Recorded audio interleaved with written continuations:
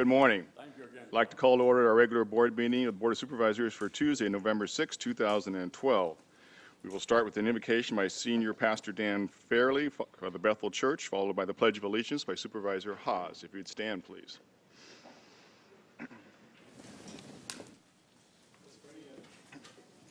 Heavenly Father, we are just again blessed by another amazing day in the North State, another amazing day in Shasta County. And we just turn our attention and our affection to you in these moments and say we are grateful and we receive life as a good gift from you, your creator, the sustainer, and we ask that you would continue to bless this county.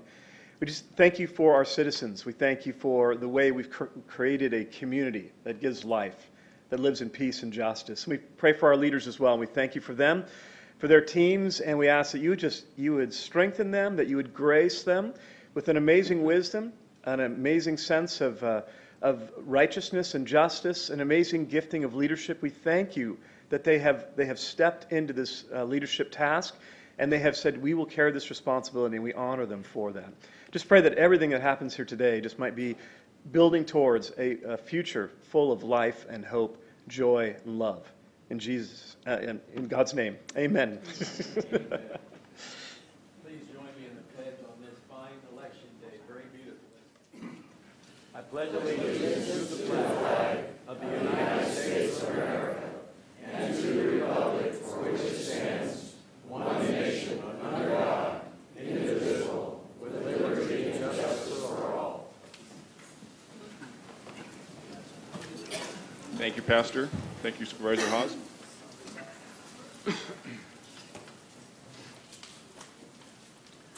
Our next item of business is the public comment period, open time. We ask that each speaker comes forward to give their name. Each speaker is allocated 3 minutes to speak. Comments should be limited to matters within the jurisdiction of the board. Pursuant to the Brown Act, action or board discussion cannot be taken on open time matters other than to receive the comments and, if deemed necessary, for further follow-up. I have a couple of requests. Start with Mr. Paul Stout.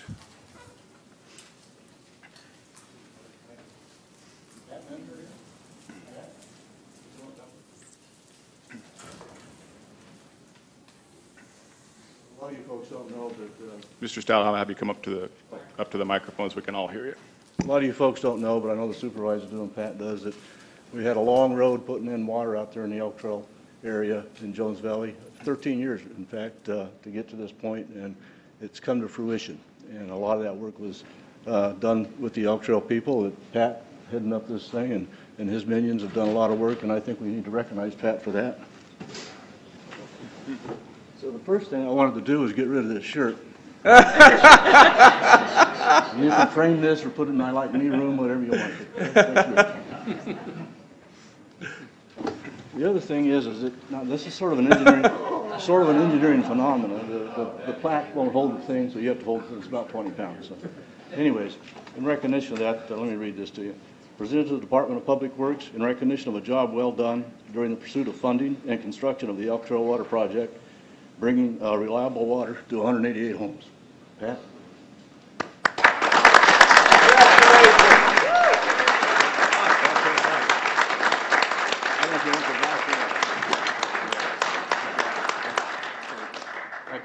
Thank you, Paul. Thank you, Mr. Stout. Thank you, Mr. Mayor Turner. Thank you very much. Long time coming, huh? Yes. Yeah, a good project for a lot of people out there in that neighborhood, and a lot of hard work by a lot of people. So Yeah. we're great that's nearing completion. Next speaker during our public comment period is Dolores Lucero.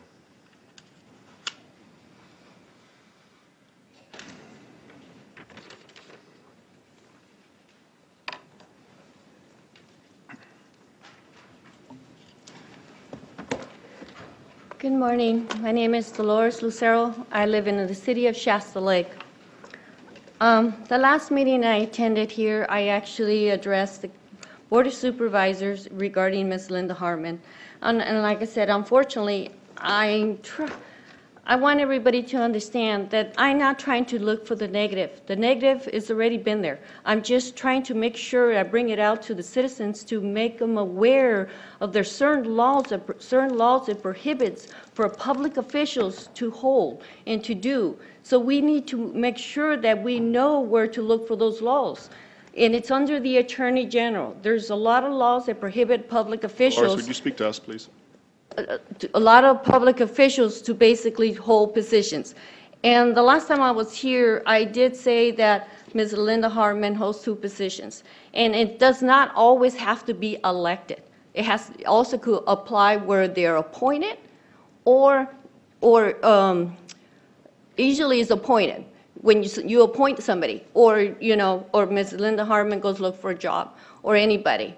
You cannot hold 2 positions if that position has a conflict between the state and also the budget. So if you are getting paid by the veterans and you making decisions under the board, that's a conflict.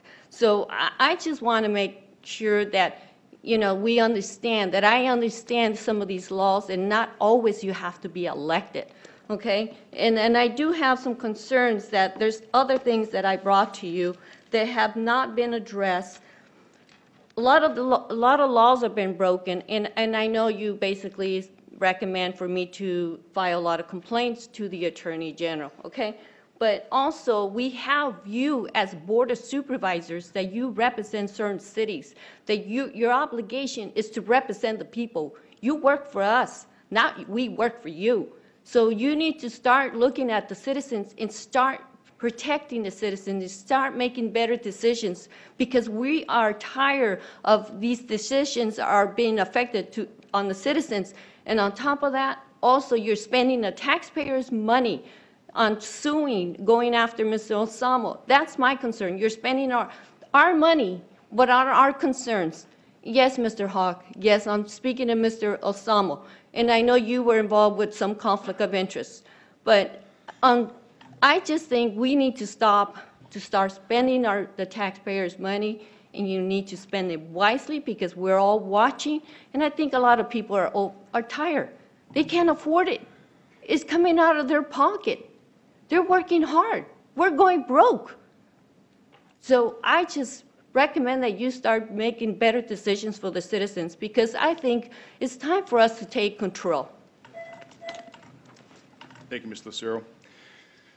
Mr. Cruz, we had addressed this at the last meeting, and you very clearly explained the laws. Would you do that again for the public who's here today? Obviously, Ms. Lucero did not listen from last week, but if you'd explain again.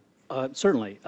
The question that Ms. Lucero is bringing up is under Government Code Section 1099, which does prohibit a public official from holding 2 public offices at the same time that are incompatible. The key factors are there is that, number 1, it has to be 2 public offices, and number 2, they have to be incompatible. In this situation, Ms. Hartman is not holding 2 public offices. Her position, as I understand it, with the State Department of Veterans Affairs is an employment position. And that code section specifically says it does not apply to an employment position.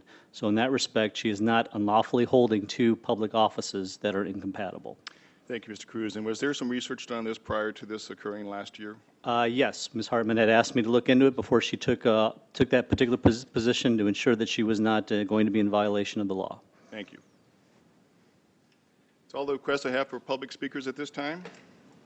We will move on to unless there's others, we will move on to the regular calendar.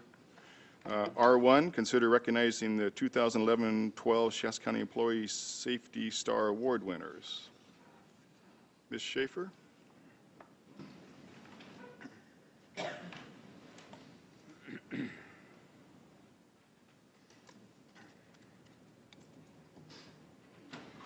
Morning.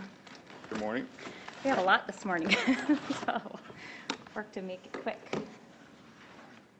Michelle Schaefer, Director of Sport Services. Thank you very much for having me up here today. This is one of my favorite presentations I get to make all year to the board and to the community and to the employees and the departments of Shasta County. Every year we like to recognize those who present what we see as stars in relation to wellness and safety of our employees for the county. When we provide a safe and well workplace, we save money, we have higher morale, great morale, and we also have lower health care costs, lower absenteeism, and just an overall general good place to work. I think that Shasta County is an excellent place to work, and I think the fact that we can recognize the people that participate in this is very exciting. So this year we have a lot of people to recognize. We had so many people who had done such a well job, I decided to just recognize all of them instead of trying to pick 5. So I'm going to go ahead and get started. I think most of them are here. The first department I'd like to recognize is the Occupational Center.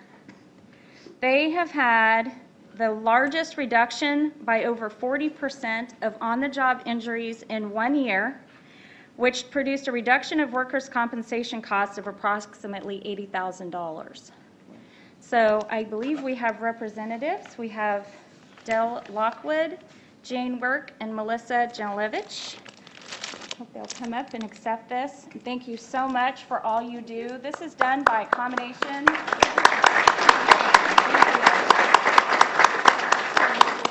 Yeah, I think we want pictures real quick.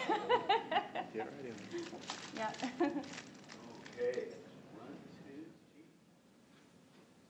Thank you. This is done by a combination of increased safety training, bringing more awareness into the workplace, making sure that everyone understands what the rules are regarding safe workplaces, and this can't be done without the whole team. So this is a representative and a thank you to the whole team. The next is probation. They had for 5 consecutive years a reduction of on-the-job injuries by over 50%, which is an approximate cost savings of $160,000. So Mr. Wes Foreman and Chris McFarland from probation.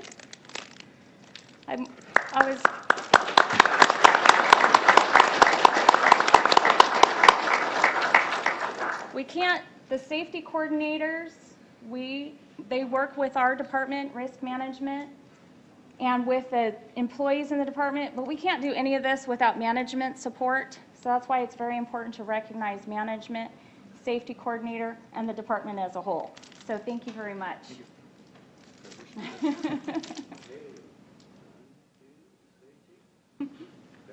Thank you very much. Thank you. Thank you. Okay, the next one is the District Attorney's Office for reducing on-the-job injuries by 50% in 1 year, reducing potential costs by approximately $53,400. So Steve Carlton and Josh Lowry.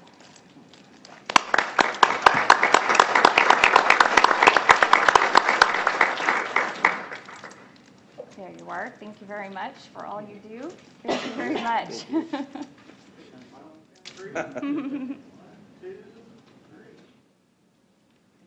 Thank you.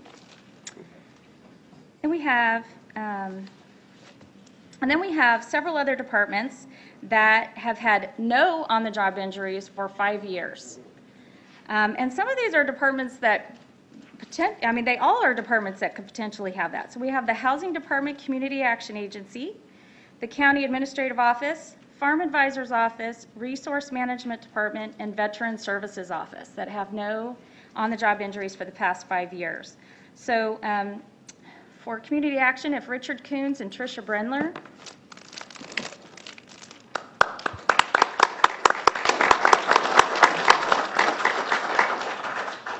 Thank you very much.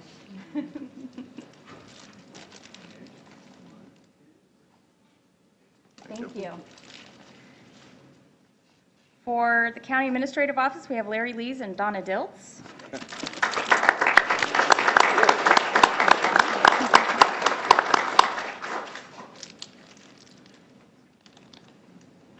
Well, you don't want to spoil the picture?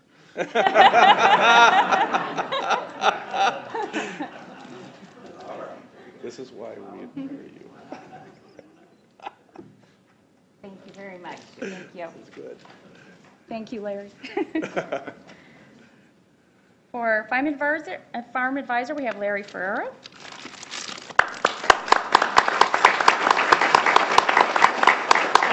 Thank you. Oh, thank you. It's great to have Michelle back. You know the drill. 1, 2, here we go. Thank you. For Resource Management, Russ Mall and Don Duckett.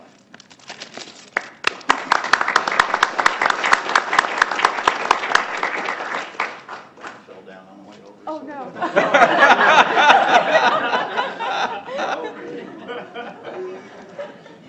Thank you, Russ.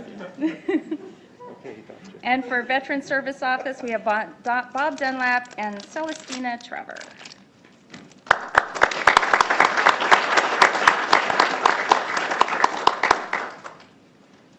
Thank you very much.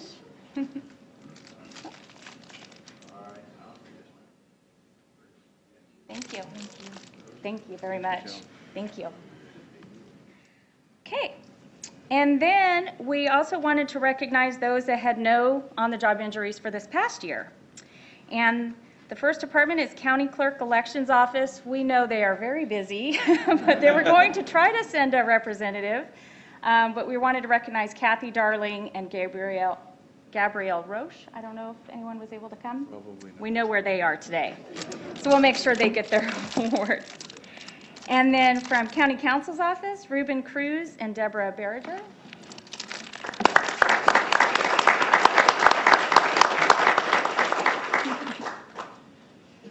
Hold on. Thank you. Oh, Ruben's coming. He decided to come. I'll take a picture. Backside.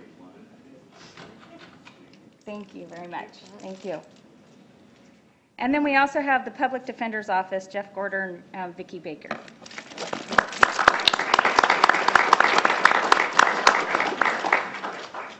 you go. Thank you very much. Thank you.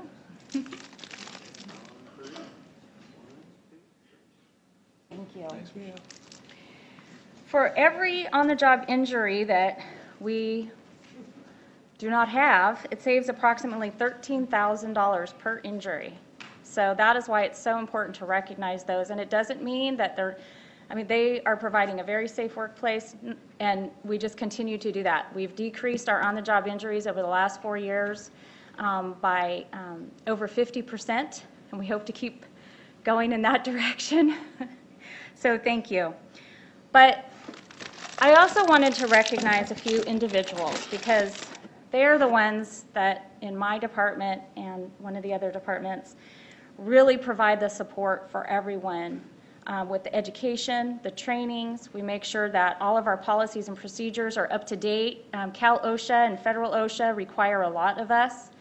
And to make sure that it doesn't feel overwhelming, but that we keep everything up to date and exactly the way it should be.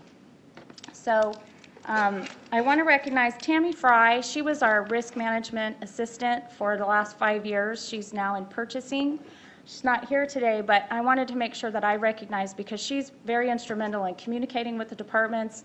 She did a lot of the work on our Healthy for Life challenges and all of our health things that we did and bringing those all together and combining our health and wellness and safety programs and using our online training platform in order to incorporate all of that.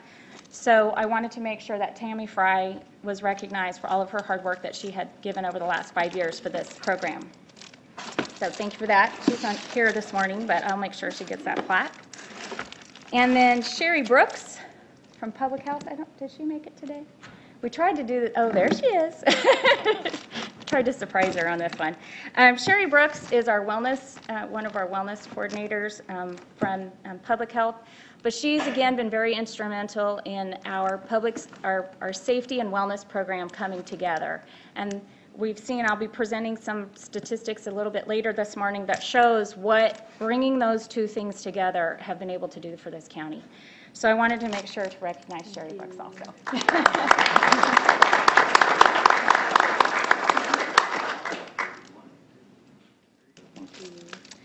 And last but not least, Jonathan Hill, the risk management analyst in our department, who he lives, eats, and breathes safety and is very passionate about it. I don't think I've ever seen someone so passionate about making sure that we have everything that we need to keep our workforce safe. So I wanted to make sure Jonathan was recognized today, because we can't do this without everybody, but we got to have someone kind of at the helm making sure that we're all where we need to be. And so, Jonathan, thank you very much for everything you do. Thank you. Thank you.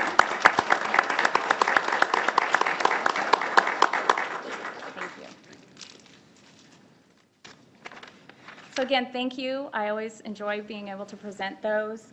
Thank you, honorable board members, Larry Lees, for your continued support in our program, because again, without the support of upper management and our board of directors, we cannot be as successful in this program as we are. So thank you very much. Really appreciate everything. Thank you.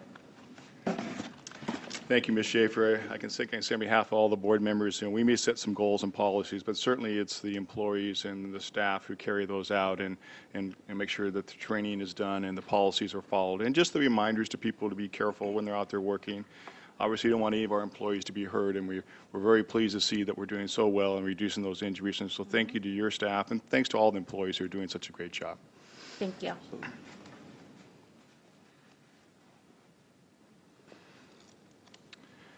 Next item is a proclamation for Veterans Awareness Week, and I've asked Supervisor Baugh to carry this one.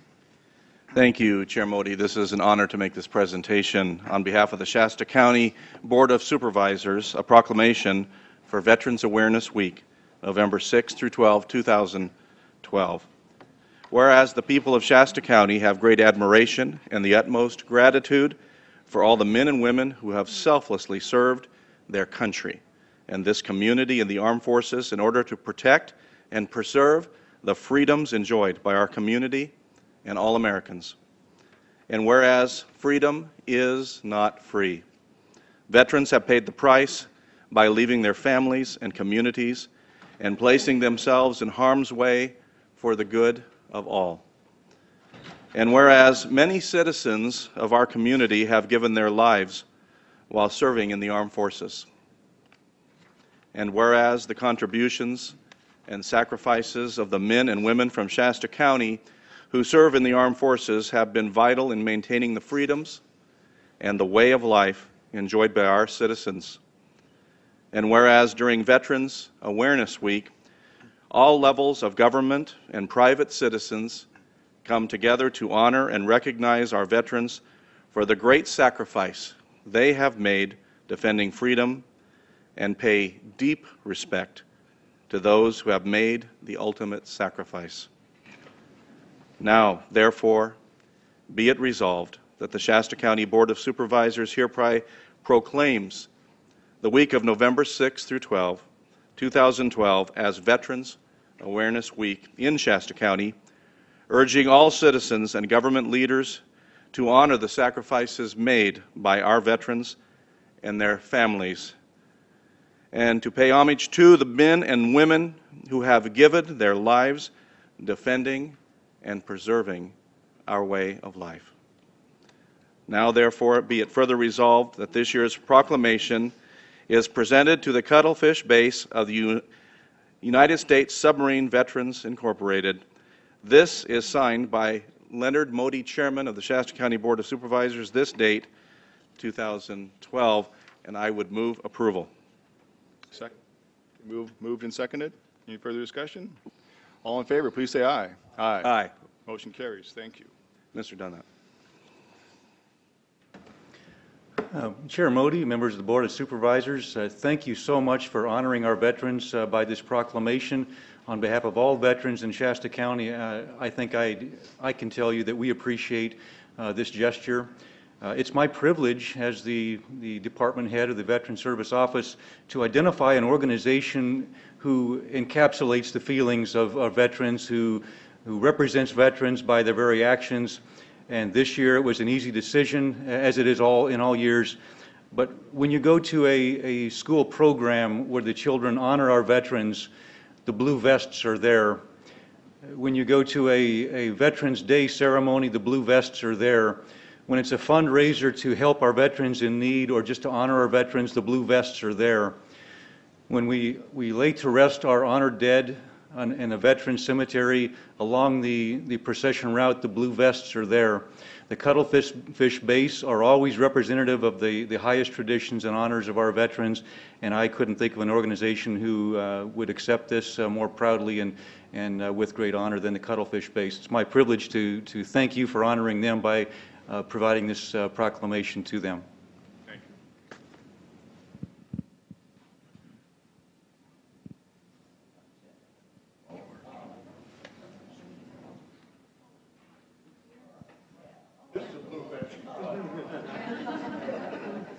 Would you like to receive this first? Do you want to share first?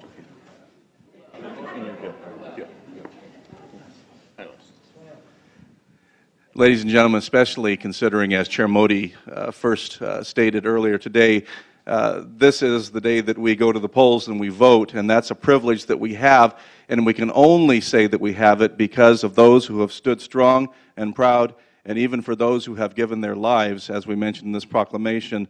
So on this day where we exercise our rights and our freedoms, we say thank you because of the way that you have stood tall and the way that you have literally stood in harm's way. From the bottom of my heart, I just want to thank you, and I applaud you for all that you do. God bless you.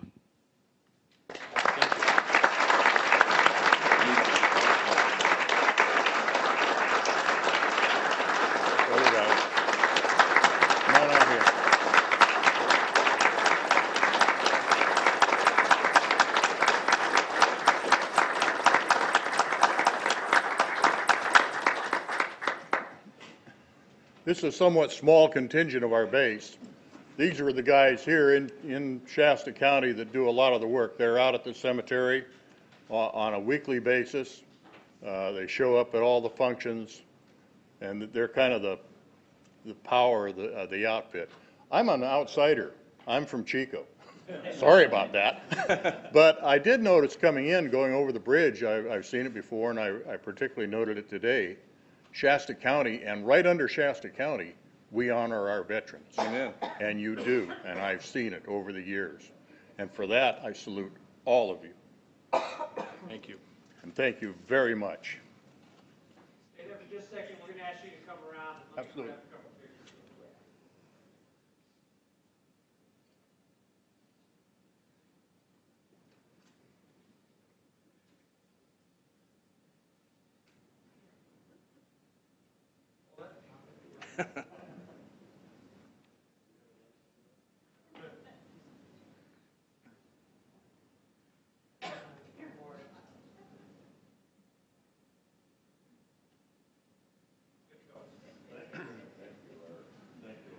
Thank you. Very nice.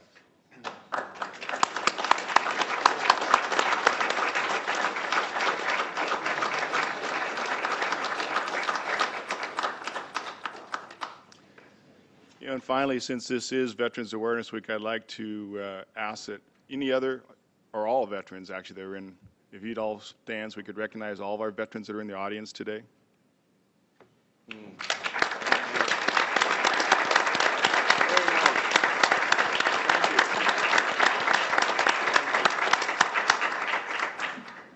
Thank you. As Supervisor Baugh says, we all owe you a debt of gratitude, and we should never forget that. So thank you for your service.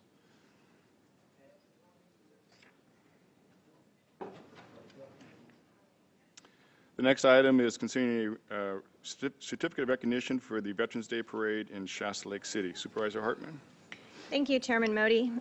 It's my pleasure to read the Shasta County Board of Supervisors Certificate of Recognition for the City of Shasta Lake in recognition of honoring veterans, honoring America's Iraqi War freedom fighters in the Veterans Day Parade to be held November 10th, 2012. I don't see any representatives from the City of Shasta Lake, so I'll be sure that they get this certificate, but it just another great tradition in Shasta County of honoring our veterans is the Veterans Day Parade, and if you have not attended, you need to. It's an amazing event.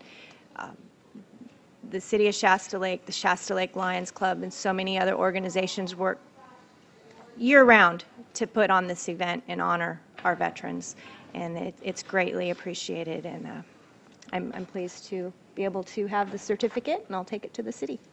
Thank you, Supervisor Hartman. We're glad to be able to recognize their efforts, as they said, each year. Our next item is a presentation from the Shasta Trinity National Forest Supervisor Sharon Haywood.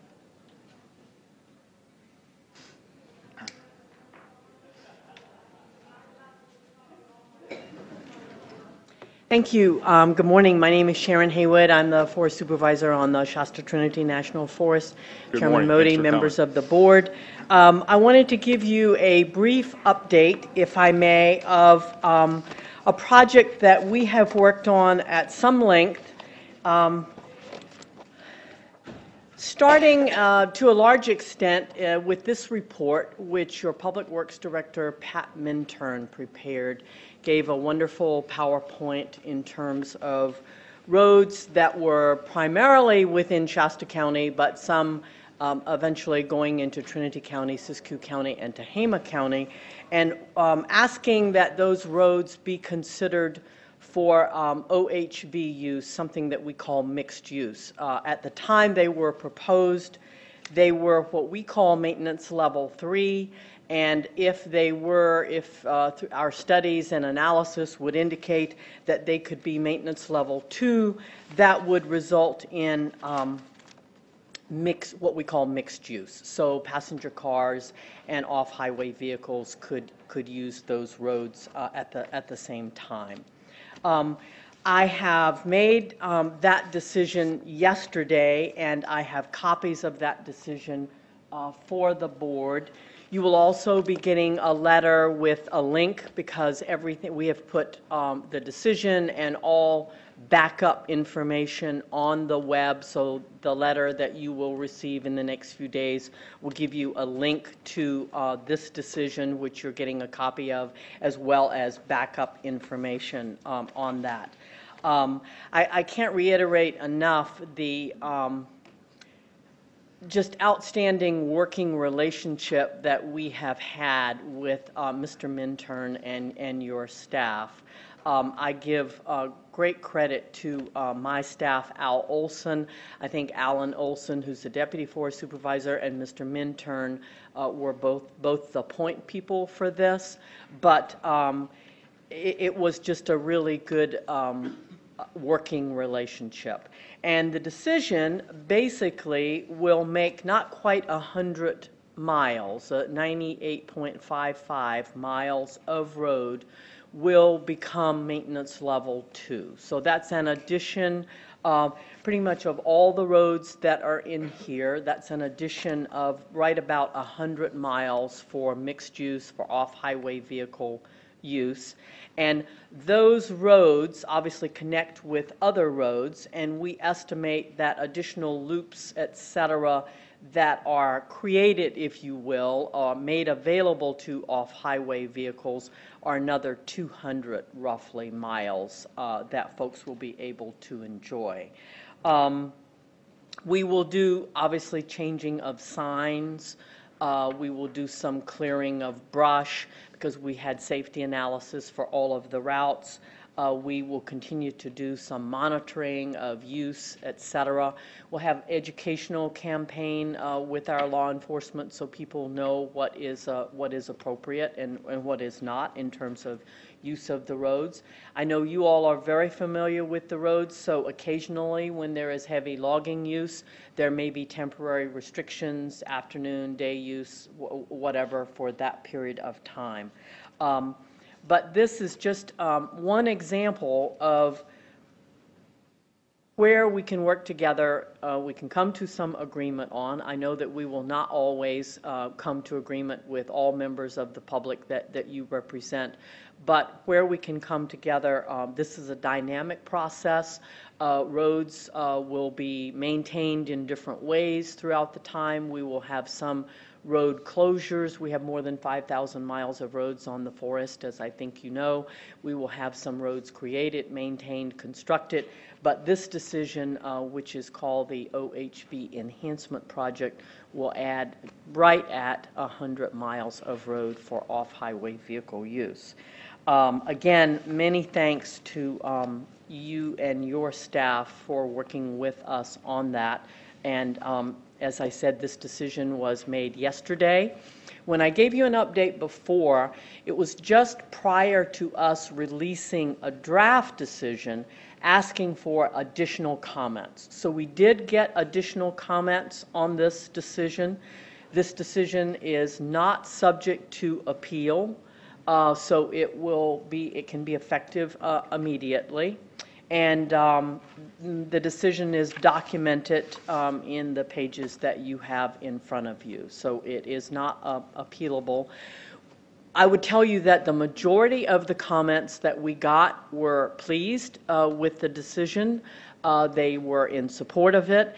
And we did have, I think, 3 different entities that said they were not pleased with it and they intended to pursue litigation. We shall see if that materializes. I'm happy to take any questions that you might have. Thank you, Ms. Haywood. Any questions?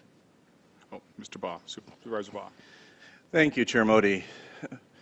Ms. Haywood, we've come a long way, haven't we? Yes. I want to first acknowledge and thank you. We appreciate your efforts, your persistence in this matter, and your willingness to follow through on the requests of the Shasta County Board, and more importantly, the community at large. So thank you so much. I want to thank you also for pointing out Mr. Mintern's involvement. This is starting to sound like Pat Mintern Day, by the way, so you have to buy lunch for somebody. I'm not sure who. But we do appreciate him, and we know that behind the scenes it's the hardworking folks like Mr. Mintern that are getting the job done, so we appreciate that. As you know, all eyes have been on Shasta County since this announcement last year that you were creating and entertaining this study and looking at these roads. I would call this a significant decision on behalf of the Forest Service, and I believe that you have set a pattern for perhaps all counties to move forward, and I anticipate you will find many more that will follow suit with the exact same and replicate the pattern of Shasta County. So again, thank you very much. Thank you. I would say that I think that what you and your staff demonstrated is a desire to work through the issues. There are a few things in this world that are worthwhile and easy. Many things that are worthwhile take some struggle and some effort. And the ability to work through the web, the quilt, if you will, of rules and regulations that we have on public lands, I feel that we are complying with them. We have done biological assessments, archaeological assessments. We have a record about that thick. I believe we have complied with those laws. I think we will provide a safe environment for people to use their OHVs on these roads in addition to passenger cars. And I just think it's a tribute to what people who are serious about finding common ground and working through those issues can, in the end, come to. So thank you very much. Supervisor Hawes. Yes, I just wanted to echo the same thing. It's been wonderful. I mean, look where we started. Pat, you did a wonderful job going out and running these roads, came back, put it all together, and your staff has cooperated wonderfully too, Sharon. I'm just proud of everybody involved in this, and hey, we've kind of set a precedence here, and I hope it continues. Thank you, thank you, thank you. You really have. Pat had pictures, he had data. It wasn't just generalities and conclusions. Right. He showed what was on the ground, and that was a good thing. Supervisor Kehoe. Thank you, Chairman Modi. Ms. Haywood, let me reflect the thinking of my colleagues in thanking you for your responsiveness. That's number one. Number two, you mentioned that there were 3 entities that have a degree of angst with this decision. And in the interest of transparency, can you mention what their concerns are? Yes, some of their concerns are voluminous. But in a nutshell, I think I can tell you that they, first of all, do not believe that the NEPA, I'll say, mechanism that we used, which is a categorical exclusion, that we had an appropriate use of that. They do not believe that we have the data necessary to decide that there are, for example, no extraordinary circumstances. So, you know, I guess I would say that whether or not one has the best data is always a bit subjective, but we are required to use the best available data that we have, and we used that. We had some traffic surveys. We are going to monitor some as we move forward. Now, we're not going to be able to have 50 people out there monitoring every day, but we will do some seasonal monitoring to determine the use and what this may mean in the future. So I think it is the fact, one, that this was very different. To my knowledge, this is kind of a first. And so a lot of times people think, well, I've not seen that before, therefore this is not an appropriate use of the NEPA document. So primarily, with a number of details, that is the allegation, that we did not use an appropriate NEPA device for this. Thank you, Ms. Haywood.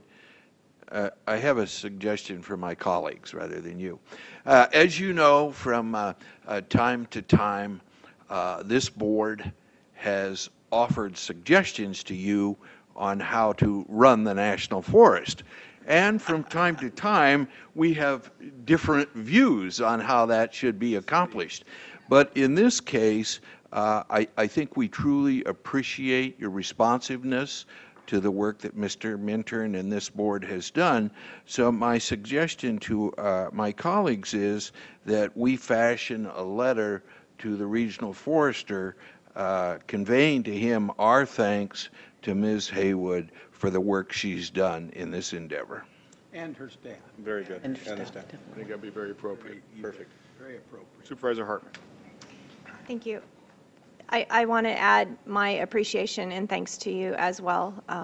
I know it's been a difficult process and, like you said, difficult times trying to solve the problems and the issues for the best of everybody in our public lands and the public. So I thank you for all the work that you put in and working with us and listening to each other and moving forward. So thank you. And I'll just add my comments. I think to sort of encapsulate this occurred a couple years ago, about 3 years ago, I think now 2.5 years ago, where the travel management plan came down from the feds, basically from the headquarters. And the initial thing was to sort of close all the roads and then come back and try to look at what roads should be reopened. And then a lot of people were insisting that, coordination be invoked. And Shasta County did ask for coordination. But I think the difference that we've done in this county is then we got beyond that moment and stayed away from, let's all go to court and try to figure this out, but let's just sit down and work as a group and resolve this. And certainly your staff has come forward with that, as did our staff.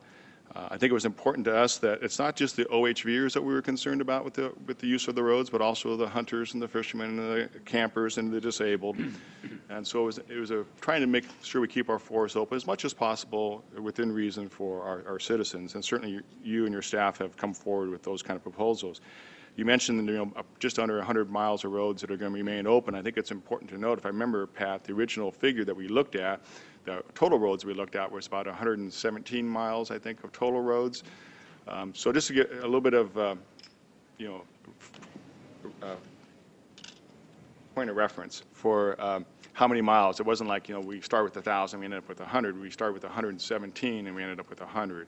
And part of the miles that we, kicked out of that right off the get-go was miles that were already within campgrounds that shouldn't have OHVers driving through campgrounds and things like that. So I think it's important to recognize that I think the whole board feels that you and your staff have come a long ways, not in meeting us in the middle, but sort of stepped a long ways to meet our needs for our people and did that willingly and openly through the process. And I think We've mentioned a lot from Mr. Minturn, but also you mentioned Mr. Olson, and I think we should recognize him for all his effort as well. This is something, as my colleagues have said, is a win, I think, for everybody. We've made some great accomplishments. We did it in a meaningful way, quietly, and just sort of working it out without a lot of finger pointing at the end. And I think that's what's is a good pattern that we've set, perhaps for everybody and for ourselves in the future. So we do want to thank you for your continued efforts to make this thing happen, and we look forward to future working together on other issues. Thank you. And I would be remiss if I did not mention Mr. Lees. He was a great counsel to me, and his smiling face and willingness to help me in all situations, I very much appreciate. Thank you for taking the time today. Thanks. Very nice. On to dispersed camping.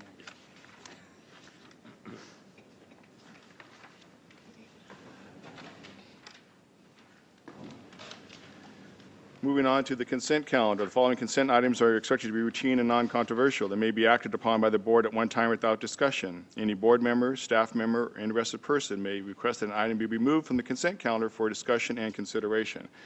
I have requests from the board to remove item C1 and C3, and a request from the public to remove item C5.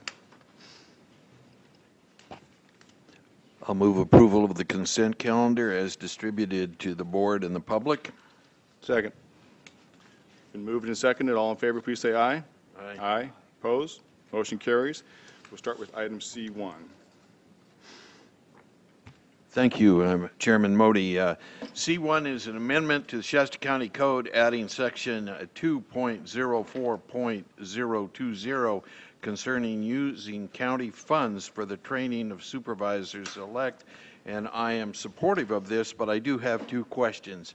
And Mr. Lees, will you address those questions, please? In the second paragraph under summary and discussion, it outlines the activities that are eligible for training, and I'm curious as to the last item, consulting services. What did we have in mind there? It gives us the flexibility and option. And first of all, if I can proceed that with a little high-level overview, what this is doing is aligning our ordinances and codes here with the state law, with state ordinance. So we looked at this, we reviewed it, and we found out that we weren't exactly aligned with state, so we wanted to align our ordinance with the state law to make sure we're in conformance. Now, specifically in answer to your question, Supervisor Kehoe, what we are looking at there is sometimes when we have new elected board members approaching the board, we'll either do one of two things. We'll ask to send them to some training, new board workmanship and or workshops and trainings, or it gives us an opportunity to bring consultants in to maybe have a training on-prem, meaning here in the county offices, to bring them up to speed. Some will be familiar with Brown Act, some will not, and so it gives us an opportunity to utilize resources to have them hit the street running their first day in office. It would seem to me, and that's fine, but it would seem to me that we know the most about our business rather than having a consultant come in. Yeah, this is strictly if we wanted to have someone that spoke specific of law. Okay. Item C under 2.04.020 on the second page reads as follows. In order to receive training and orientation funds, the supervisor-elect shall, number one, make a formal written request of the Board of Supervisors for the training and orientation programs and expenses thereof. And then this is to be directed to the Board of Supervisors. It seems to me that that's unnecessarily cumbersome. Why not have these requests directed to the CAO so we can accomplish this in an expeditious fashion? Well, initially, all those requests will come through the CAO first, and CEO. And thank you. And to be more specific, we're talking about asking for certain approval for expenses. This is actually our current process to where we just want to have appropriate documentation to ensure and it's just not somebody coming up to say, hey, I went here, so give me $100. We just want to make sure, and it's really not that different than what we're asking any employee to do at this point, to make sure that there's appropriate documentation to verify that they did participate and that we have a good audit trail in case there's any questions as to how public funds are being used. So the formal written request will be made then to the CEO or to the board through the CEO? It'll be to the CEO. And again, understand this formal written request is not any different than turning in your receipts and program of where you attended. Thank you, Mr. Lees. I'll move approval of the staff recommendation. Okay, I have some requests to speak here. Okay, I just have a second by Supervisor Hartman. Supervisor Haas? Well, I just was going to make mention, this probably has something to do with the new supervisors training at CSAC. Sure, exactly. And that's very important. There's a lot of good information that comes out there, so I think it's well worthwhile, and I will support it. Thank you. Supervisor Baugh. Thank you, Chair Modi. I'm supportive as well, and my concern was a duplicate of Supervisor Keogh's concern. I find it unnecessary for it to come to the board for that approval. We are giving approval. This is what we're doing today to that, and I think you're more than capable of handling that. So if we could eliminate a step, I would prefer that. Thank you. Mr. Cruz? Well, just to clarify, the statute reads that the board does have to make the final approval. So the way it would have to go is go through our normal process, but then come to the board for final approval. I believe through the claims list would probably be the way it would go.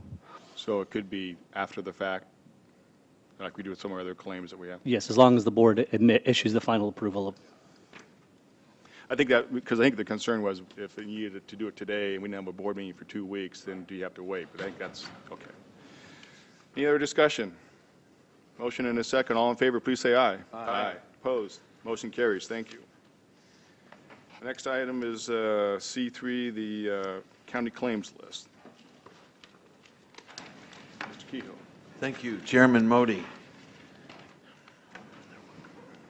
I am concerned about several items on this claims list, primarily because it seems like last year we dealt with this matter, and I don't see any changes. So specifically, I want to ask about the processing charges, number one, and number two, I'd like some more background on the charge for comping tickets.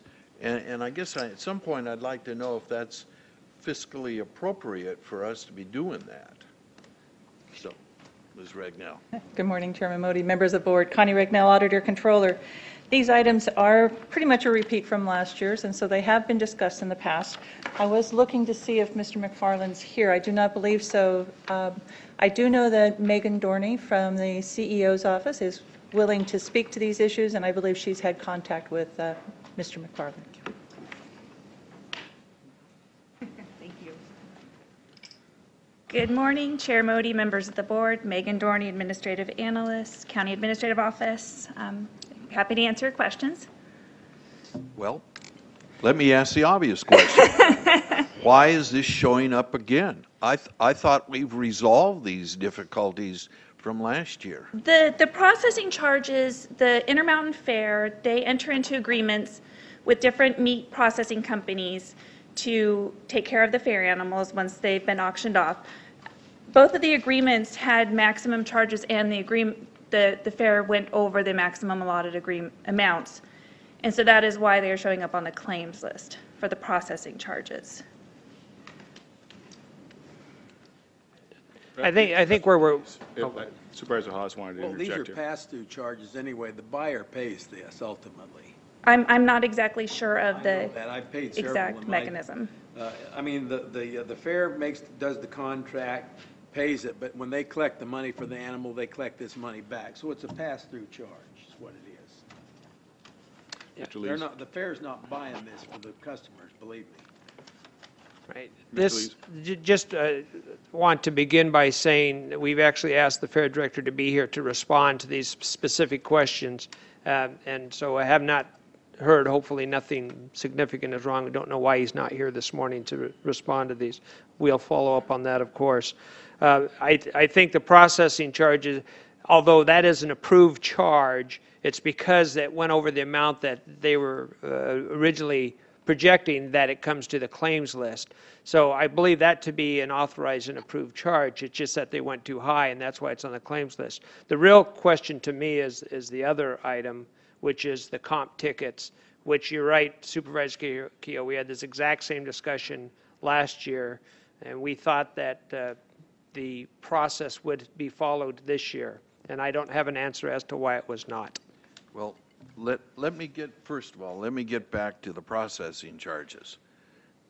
Is this activity in line with county contracting authority? The department doesn't know how much it's going to spend. So they've done the contract, it's gone over, and there are a couple different ways that they can have these invoices paid.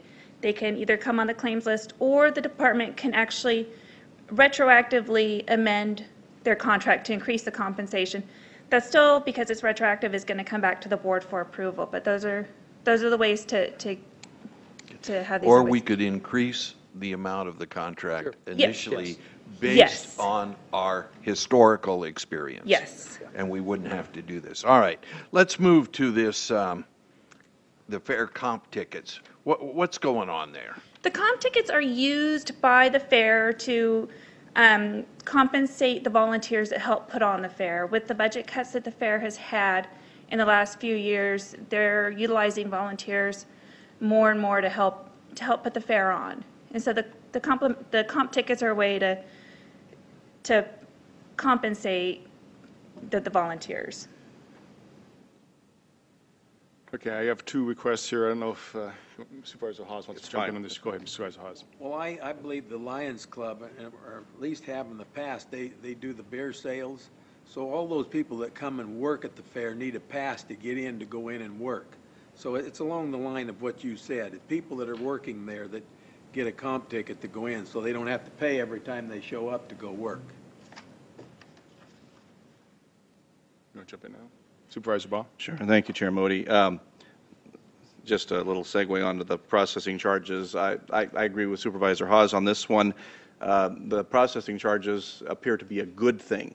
It means that more purchases were made at the fair, and that exceeded the expectations by far. And so this is a bookkeeping issue. And while you could always say, well, last year we had 10,000, this year we're going to have 12,000. Well, it might still be 15,000. You may never be able to guess high enough as to what it really is. Exactly, and it all depends on who the buyer wants, what company they wish to use to process their animal. But this other one, the comp tickets, we're looking at this sheet that's in our report, and it's very well reconciled. It appears to account for every penny, and it shows the need for the additional payment. But can you explain what is it we're really looking at here? I see a lot of entries. Are we actually paying the Lions Club all of this money by contract for selling tickets, and the additional tickets or comp tickets for selling the tickets or getting in? Or is this just a reconciliation of ticket sales? It's a reconciliation, and what happens is the Bernie Lions Club puts on this destruction derby, and the ticket sales come through the Intermountain Fair. And the Bernie Lions Club, they get a portion of the ticket proceeds, and so this is a reconciliation. They've already been paid, what is it, $17,883 for the destruction derby, and you can see they brought in, it looks like $26,906, and so they're owed the other little portion for the comp tickets. Do they pay the expenses to present the destruction derby as well, or does the fair? Are we sure? Because otherwise it looks like we're paying about 80% of the finances to an entity for selling tickets. I'd like to have the answer. I'd have to double check that. Okay. I haven't looked at the contract. I'm sure at a future board meeting would be fine. Mr. McFarland needs to come and explain this to us. Yeah, I'm not okay with this the way it's presented. We'll be voting no on that portion of it, but we have an opportunity to see it again, I'm sure. A pleasure of the board then.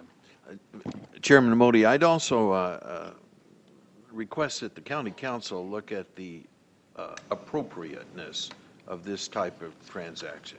I mean, it may be perfectly fine, but I'd like that comfort level. All right. Certainly. Okay, thank you. Do we want to take action on the processing charges and hold over the other issue? Would that be appropriate? I'll move approval on the processing, because I know they're all reimbursed back to the fair. And I'll second that. Any other discussion on that part of it? Okay, all in favor of approving the processing charges, please say aye. Aye. Opposed? That portion of the motion carries, and I think there is obvious we would like to carry over the item on the compensation ticket, so. Thank you, Ms. Long. Thank you. The next item is C5, which is the ordinance that amends the Shasta County Code chapter for the Department of Resource Management regarding the appointment of the Air Pollution Control Officer, the appointment of the building official, the appointment of the Director of Environmental Health, and the updating of various statutory references. Ms. Lucero and Mr. Frank have asked this to be pulled.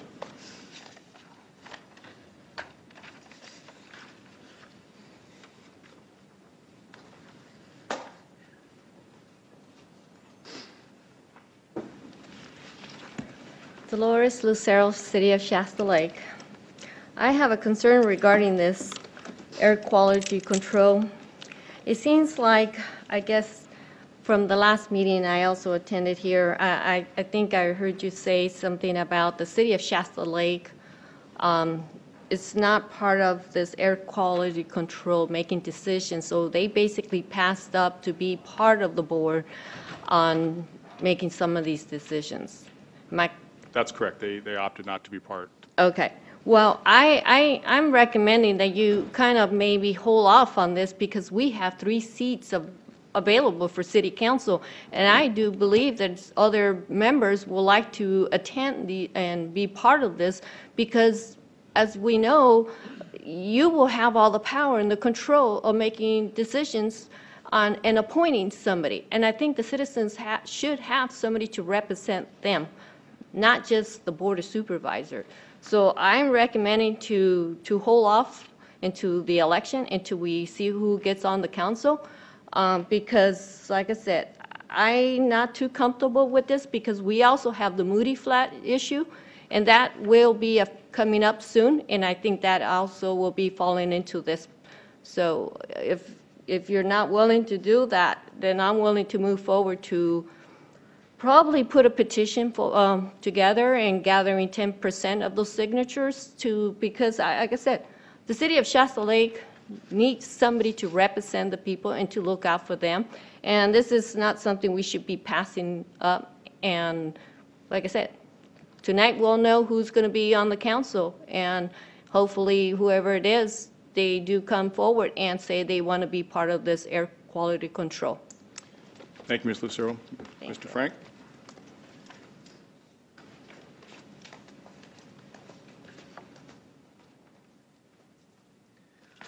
Good morning, Chairman Modi and the rest of the board. I am running for Shasta Lake City Council, and when I seen this online, the agenda, I wanted to make sure that I came here and addressed you guys that should I happen to win tonight, I too am hoping that you guys would consider with the enacting of an ordinance which amends Shasta County Code Chapter 8.02 Department of Resource Management regarding 1, the appointment of Air Pollution Control Officer.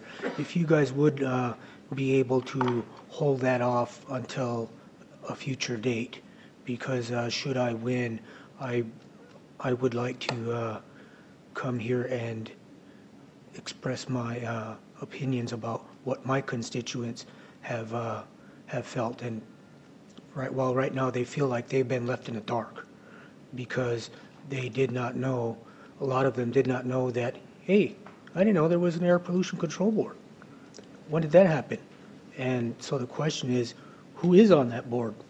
I know that there's two city council people, one from Anderson, one from Redding, 3 Shasta County Board of Supervisors. But what are the names of those people?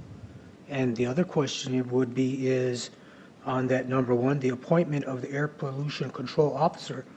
How long does that appointment last for? And that's what I'm up here, and that's what I'm requesting and asking if you guys would please hold off on that. Thank you, Mr. Frank. Thank you. Mr. Lees, if you could, You bet.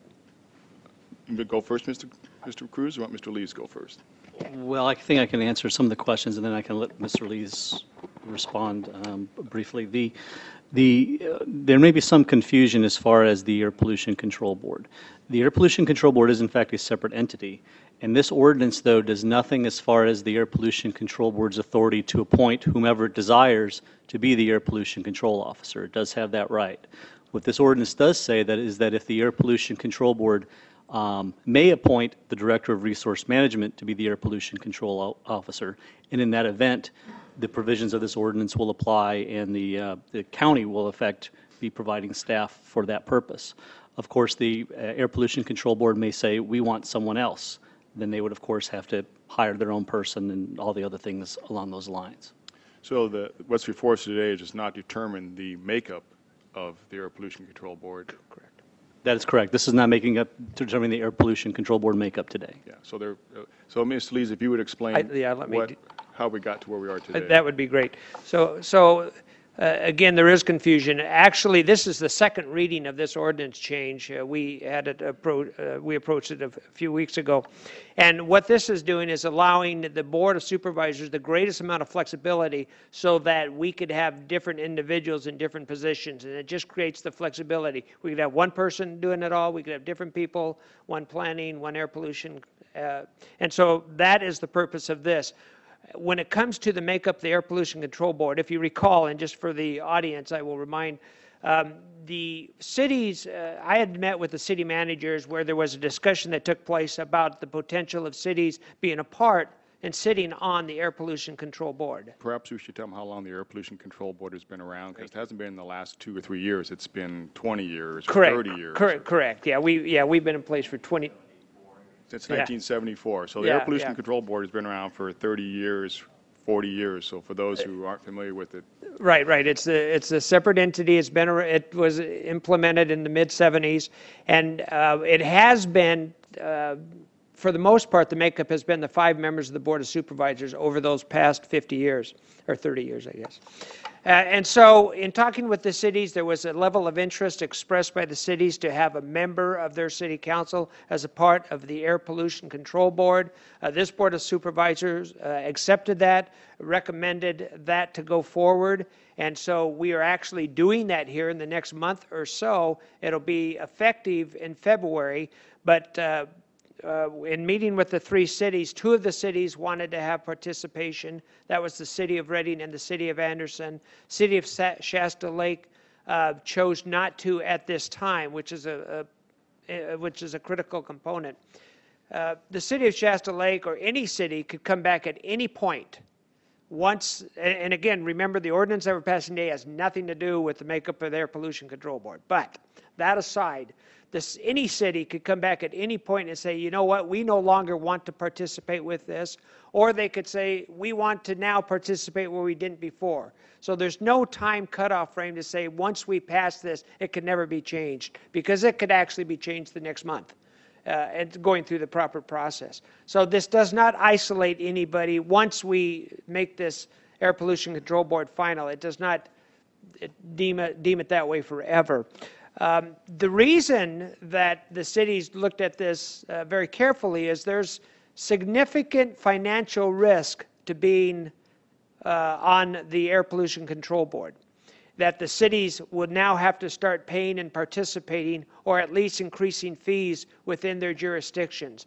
And it was the city of Shasta Lake at this particular time believed that they did not want to encumber their citizenry with these additional potential costs and expenses, because their budget was limited. Again, I will say, though, when we get to the point to where we're going to be approving the new makeup of the Air Pollution Control Board, it doesn't mean it's forever. Anytime a city could come and say, we want to now participate, or can say, we no longer want to participate. And I think it's important to note that the Board of Supervisors does not appoint representatives from the cities. The board appoints our 3 representatives. Each city appoints their own representative Correct. to this board.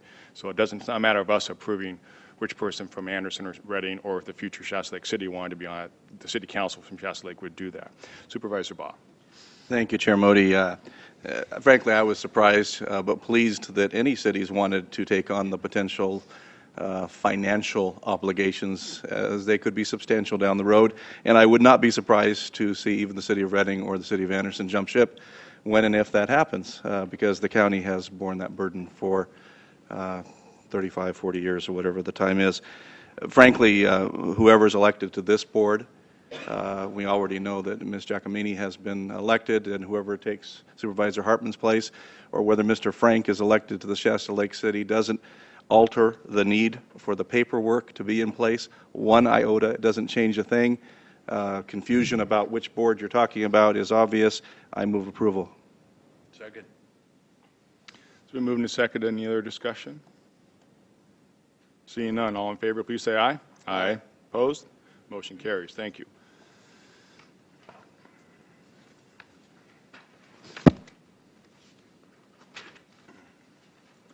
We're going to move on to the regular calendar. Before we do that, we're going to take a 5-minute recess.